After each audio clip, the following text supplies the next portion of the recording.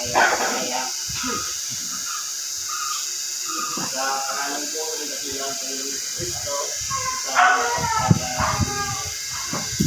ko sa bawat sa atin, dito tayo sa isang bahagi ating saan ating pong binabasa ang mga sikat at binibigay po natin yung buhay kung sa ganun ito ay mas lalo natin magawa at marami sa atin sa ating pangalaman.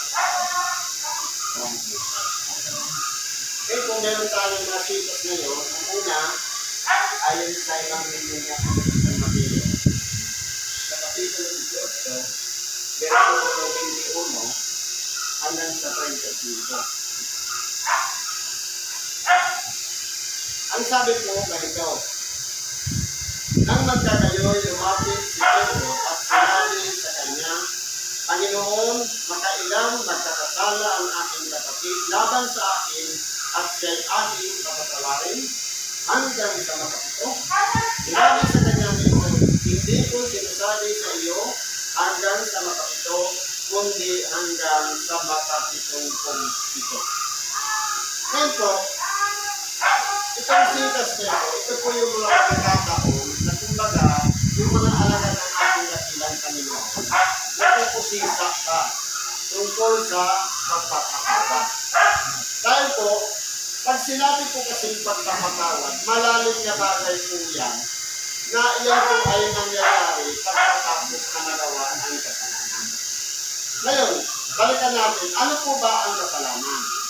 Ang kasalanan ay paglabag o pagsalangsang sa kaputusan.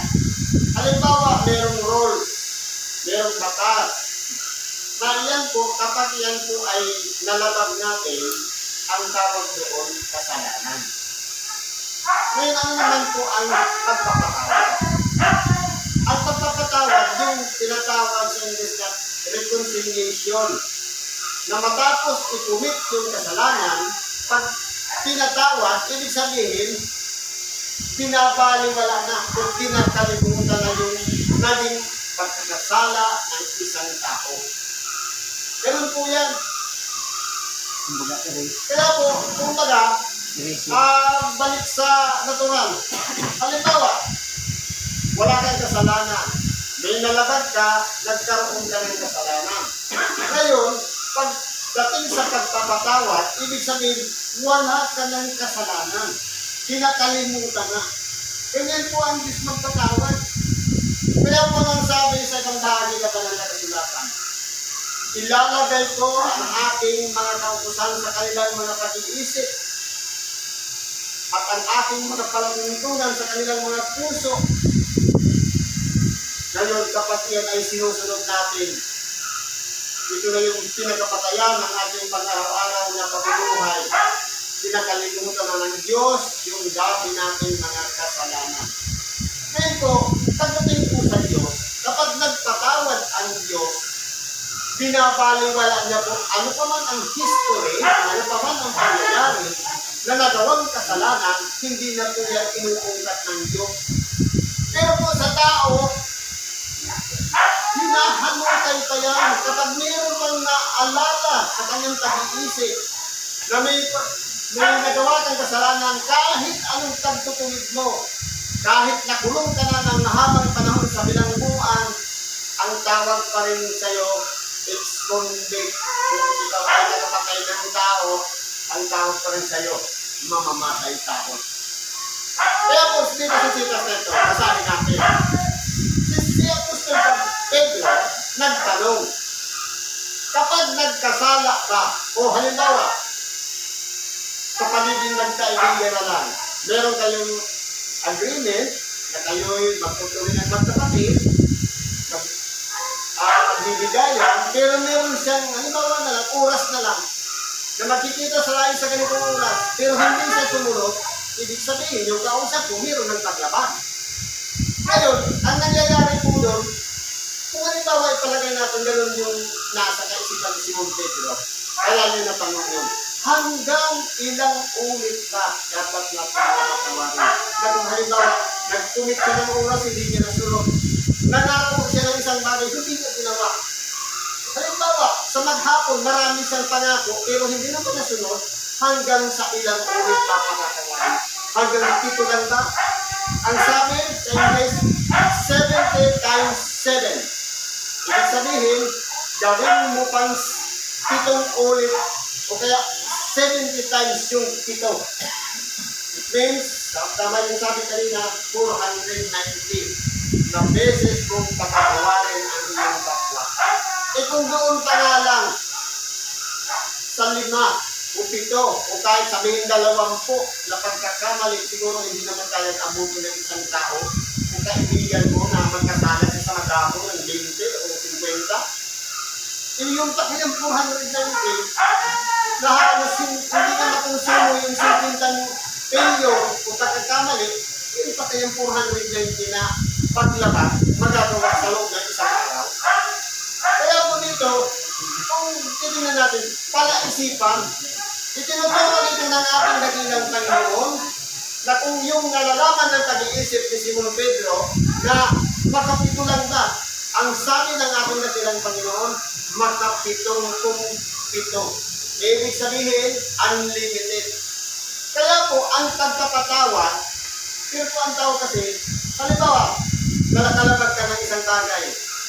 Kapag nakalabag ka lang mo, nagsasapag-sapag yan, minsan, pinagdudugtong-dugtong yan ng tao.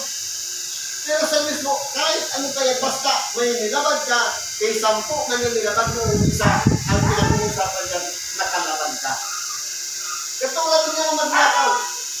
Ang nagnakaw ng 100 at nagnakaw ng 1,000,000, parehas lang yan magnakaw. Dahil kinuha niya na walang paalam. Kaya po, kung tingnan natin dito, ang pagpapatawad ng Diyos, iba po kasi sa pagpapatawad ng tao. Ang pagpapatawad ng tao, may kondisyon. Huwag mo nang ulitin ha. Nagsuri ka na. Di ba na? Kahit sa mag-asawa, huwag mo nang ulitin. Hindi ginagawa mo pa ulit-ulit. Hindi ba na ganon? Pero, sa Diyos po, kahit ulitin mo pa yan ng 70 times 7, ang Diyos ko open sa bawat sa ating magpatawad. Yan ang turo ng ating dakilang Panginoon. Na yung pamantayan ng Diyos sa pagpapatawad sa 70 times 7, dapat na i-apply din natin sa bawat isa sa atin na magpatawad tayo sa ating kapwa.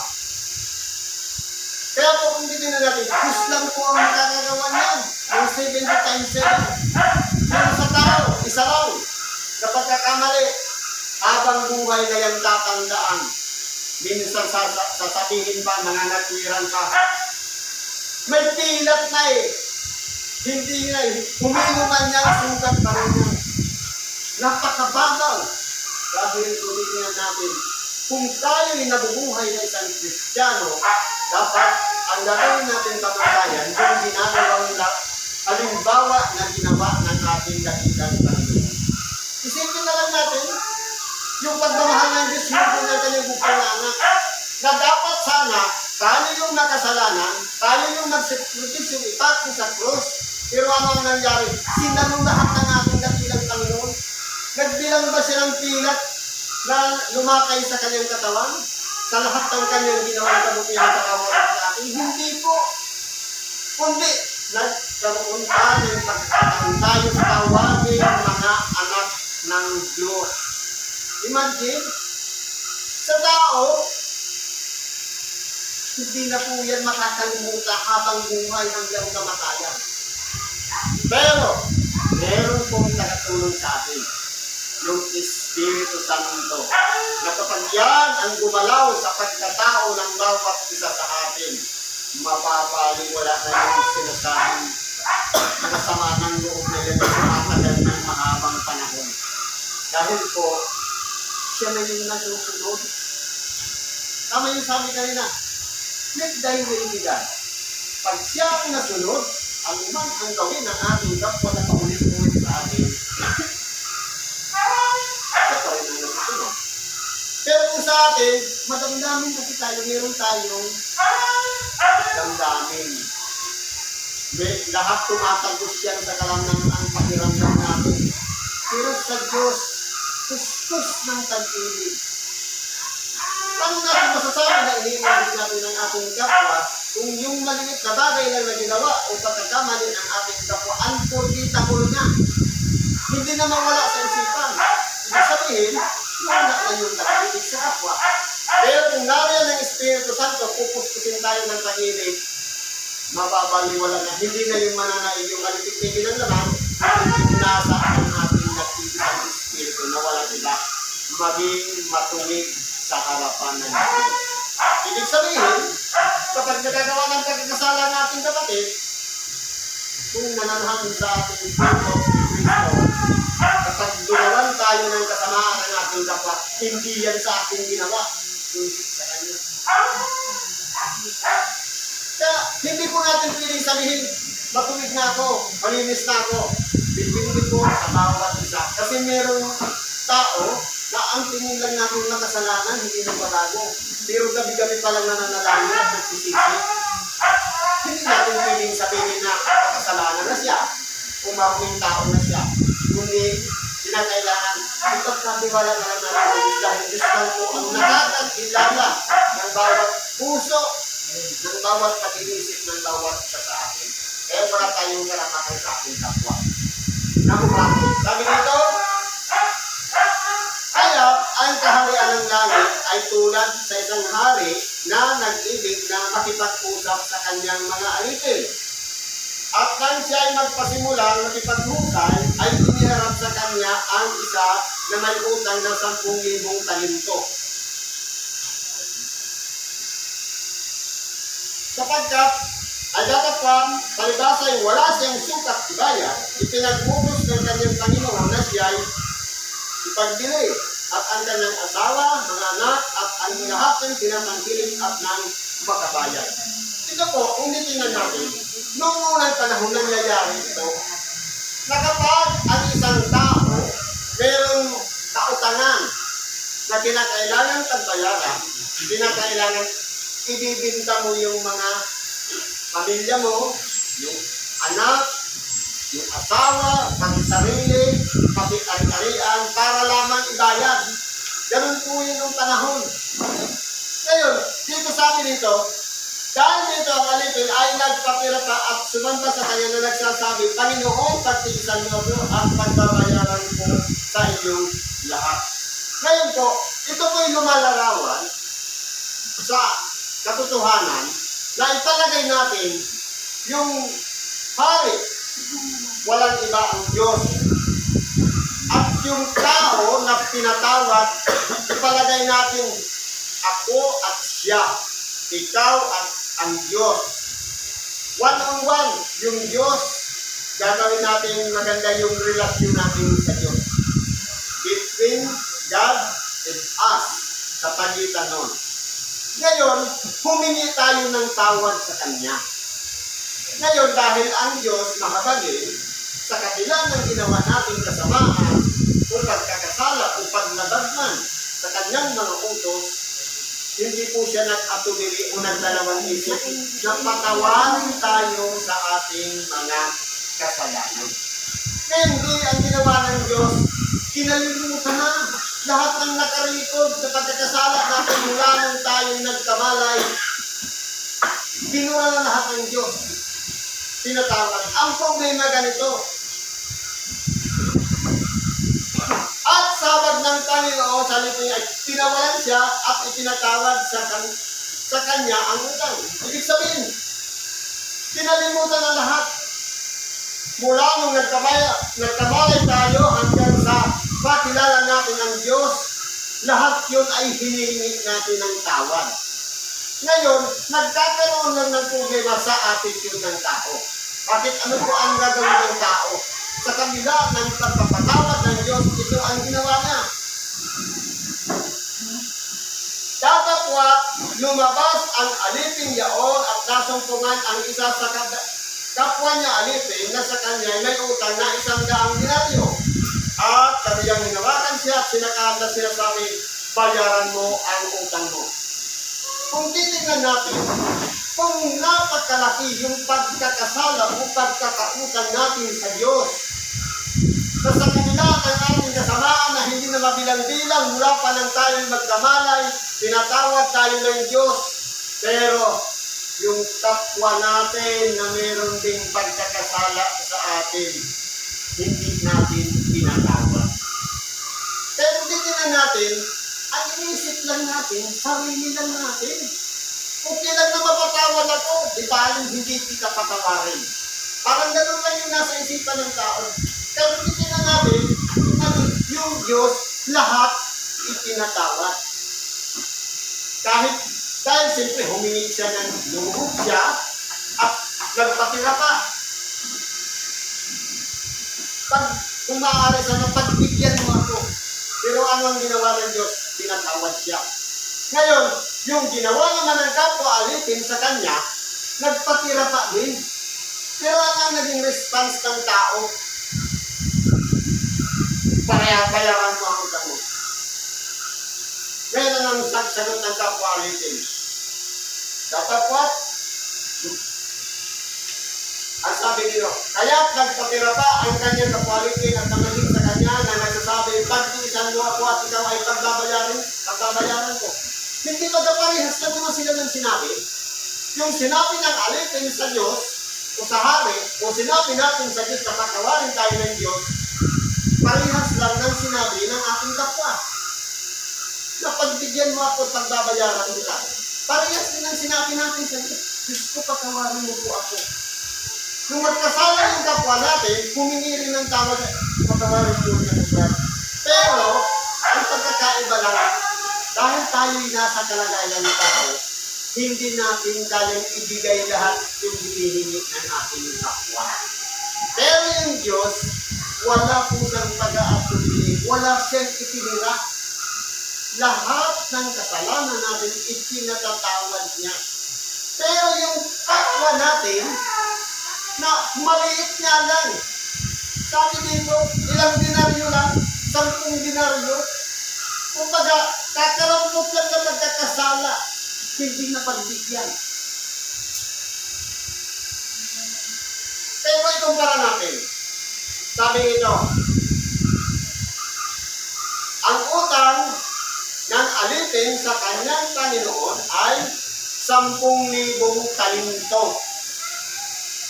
Ang utang ng alipin sa kanyang kapwa alipin ay 10 dinaryo. Ang tingnan naman pagkakaiba nun. Pero kaya ipatawag ng Diyos yung 10,000 talento kumpara doon sa 10 dinaryo lang na hindi mapatawag. Kasi po ang tao po kasi, minsan po kasi madamdamin. Kapag nasaktan mo ang damdamin ng kapwa, hindi na po yan magpasa iban sa talento. Kapag nagkasala ang ating kapwa, ang tingin natin sa atin, ikaw lang ang makasalanan, ako hindi. Pero kung tinignan po natin, dapat uunawain natin, lahat naman tayo, sabi nga ni Apostol Pablo, walang matuwid, wala kahit isa, kundi ang lahat ay nagkasala. Ibig sabihin, kahit sabihin pa natin na yung kapwa natin nagkasala sa atin, meron din tayo sariling kasalanan na baka ginagawa din natin sa ating kapwa na hindi natin nakikita o napapansin. Pero hindi nga natin, kung ang Diyos na nagpatawad sa alipin o yung Panginoon nagpatawad sa alipin na may 10,000 talento, yung alipin at kapwa alipin na ilang dinaryo lamang hindi niya napagbigyan o napatawad, parang napaka-unfair naman, pinatawad na natin ito kasi siya hindi mo pinatawad. Anong sasabihin niya yun ng Panginoon natin? Parang sasabihin ng Diyos sa atin. Ngayon, anong sasabihin nito? Ngayon, sabi niya, pagtiisan mo ako at ito ay pagbabayaran ko, sabi ng kapwa alipin. At siya'y ayaw. At tinawag siya at pinabilanggo hanggang sa magbayad siya ng utang. Tingnan mo nga naman kung gaano kasama. Sa pagsusumamo niya sa kanyang Panginoon na patawarin siya, ibinigay lahat. Pero yung kapwa alipin na humingi ng tawad, wala siyang ginawa, kundi ipinabilanggo pa hanggang sa makabayad. Tingnan mo nga naman, tama ba? Justifiable ba yung mga ganun na bagay? Yung iba po, aral na ito, kung titignan natin, sa totoong buhay nangyayari po ito. Tayo po, sabi, walang matuwid, wala tayong isa. Lahat tayo'y may kasalanan sa Diyos.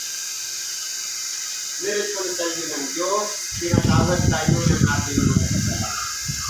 Dapat po, yung halimbawang ginawa ng Diyos na pinatawad tayo sa kabila ng pagkarami-rami nating kasalanan sa Kanya, dapat yung halimbawang yun, i-apply din natin sa ating sarili na magpatawad din tayo ng kapwa natin alitik. Kung katulad din natin ng level na isang tao na nagkakasala din. Kaya nung ginawa nito, pinabilang mo ka, nagingit-ngit pa sa galit. Imagine mo, hanggang sa makabayad, kung tumagal yan ng 10 taon hanggang sa makabayad, di ba napakatagal yung pagbibilang ko na naranasan mo? Kaya kung titingnan po natin dito, napaka-unfair. Sa isang tao na humiling sa Diyos ng kapatawaran, pinatawad tayo, tapos hindi natin magawang patawarin ang ating kapwa. Naalala ko tuloy ng isang araw, natapat lang ako sa bangon ko, wala nang isang maliit pa nga sa sinulit, yung gas-gas ng sasakyan. Nakasalanan pa ng sasakyan, inatrasan niya yung motor, halos umabot ng 10 oras ng diskusyon doon sa gitna ng kalsada. Kagamitan lang naman yan. Nagtataasan kasi parehas mayaman. Kaya kung titingnan natin dito, ang pinag-uusapan natin dito, attitude. Yung ugali ng isang tao na dapat kung ang Diyos puspos ng kahabagan, puspos ng pag-ibig, na kailangan din manahan sa buhay natin na maging yung halimbawa na ginawa ng Diyos na pinakita at pinadala sa atin na gumaan ang ating pakiramdam dahil pinatawad na tayo dapat maramdaman din ang ating kapwa na gumaan din ang kanilang karamdam na pakiramdam sa kabila ng kabigatan na nagawa niyang kasalanan sa atin. Yan po yung importante. Sabi ko nito, nang makita nga ng kanyang mga quality na nangyari ay nangamaglaw silang lupa at nagsiparoon at sinaysay sa kanilang Panginoon ang lahat ng nangyari.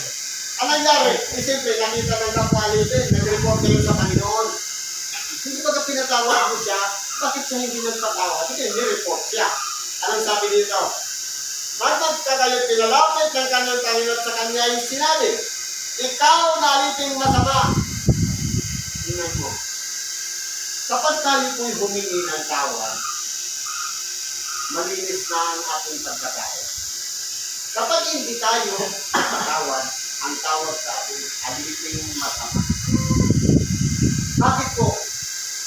Ikaw na aliting masama, ipinatawad ko sa iyo ang lahat ng utang na yaon sapagkat ipinamanhit mo sa atin. Siyempre, nireplace mo. Pinagbigyan ka. Hindi ba dapat ikaw naman ay mahabag sa iyong kapwa-aliting? Dapat i-multiply natin yung ginawa ng Diyos sa atin na pagpapatawa. Dapat ulitin din natin, gawin din natin sa ating kapwa. Ang tanong, bakit hindi po yung nagagawa ng tao? Dahil po, ugalit na po kasi natin yan.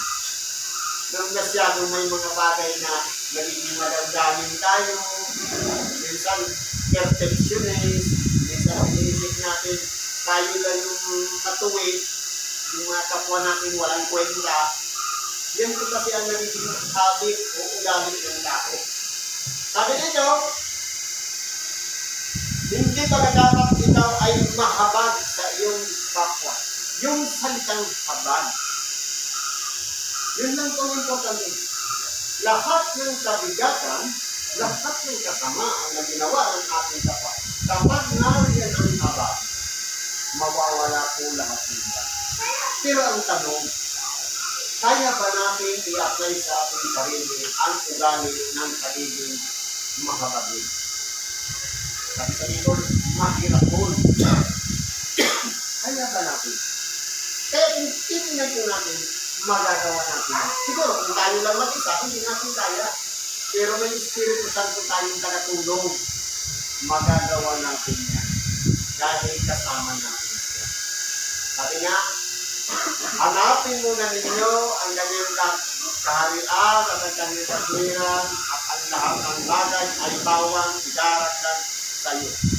Kung maiksi ang pasensya mo, kapag nasumpungan mo ang kaharian, ang pagharian tayo ng Diyos at ang kanyang katwiran, ang lahat ng mga bagay na hindi natin kaya, idadagdag yan sa atin. Kung hindi tayo marunong mahabal, matututo na tayo mahabal. Kung hindi tayo marunong magpatawad, matututo na tayo magpatawad. Kung hindi tayo marunong umunawa, matututo na rin tayo umunawa at mas lalo tang bumaba ang pasensya. Dahil po, nasumpungan na namin na pinagharian tayo ng Diyos. Yun lang naman po ang susi. Surrender. Nakasunod tayo ni Kristo.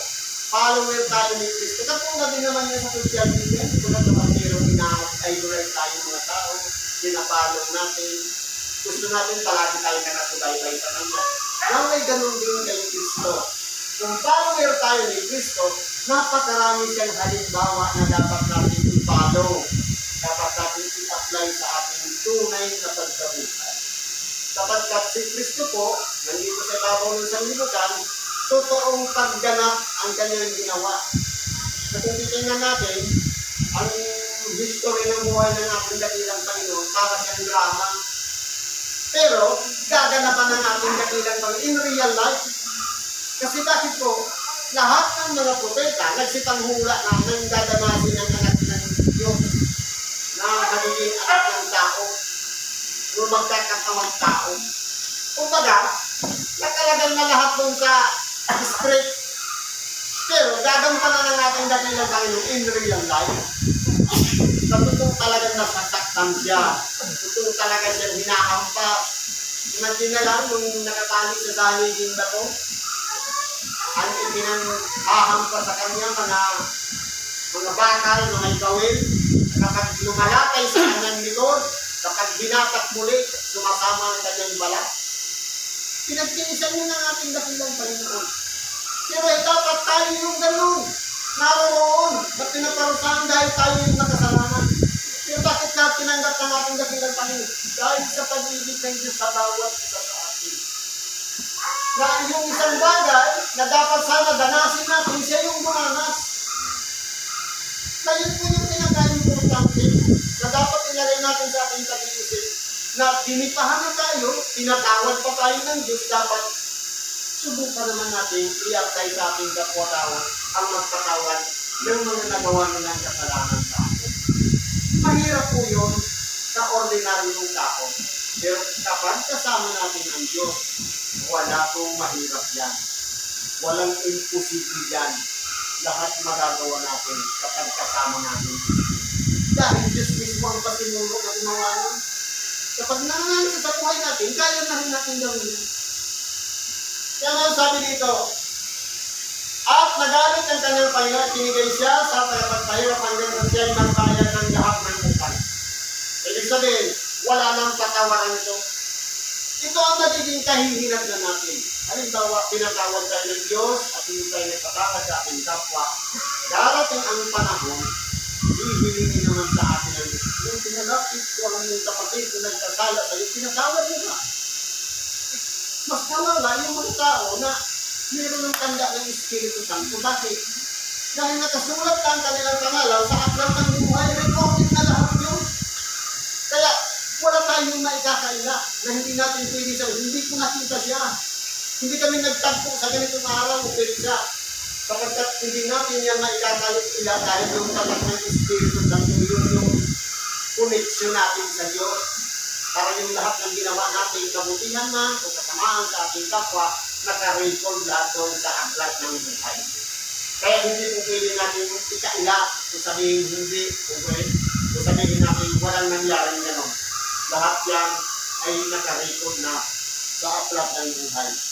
Kaya yun din naman ang gagawin sa inyo ng ating anak sa kalangitan kung hindi ninyo pakatawarin sa inyong mga puso ng bawat isa ang kanyang kapatid.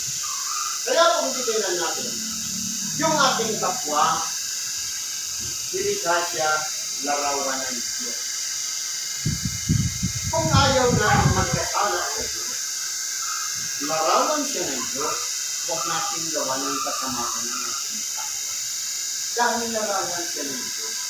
Ibig sabihin, kahit sabihin ka natin dugyot siya, kung madungis siya, kung hindi respetado ang kanyang kalagayan, deep inside, nababasa ba natin ang kanyang puso kung siya pala'y madasalin.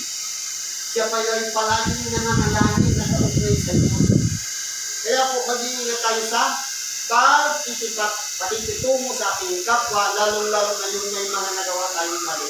Sabi nga, humingi agad tayo ng tawad para hindi na magpakong-pakong. Kaya halimbawa, nagagawa ka ng kasalanan ngayon, in-ignore mo, nakita na naman kayo sa makalawa, o kinabukasan, dinagdagan mo na naman, tatandaan na yun.